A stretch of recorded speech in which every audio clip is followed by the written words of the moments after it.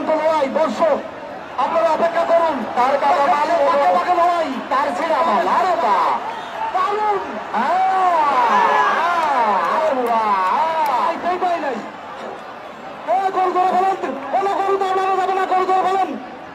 তার কাটামাল আমার মনে হয় এ পর্যায়ে রেফারি তার কাটামাল তো হ্যাঁ কানপুরির তার কাটামালের জয়ী হলো।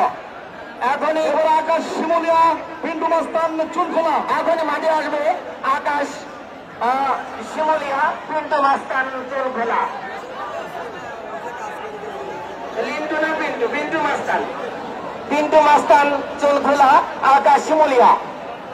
ভাই তার কাটামাল আপনি আপনার গন্তব্য স্থানে চলে যান।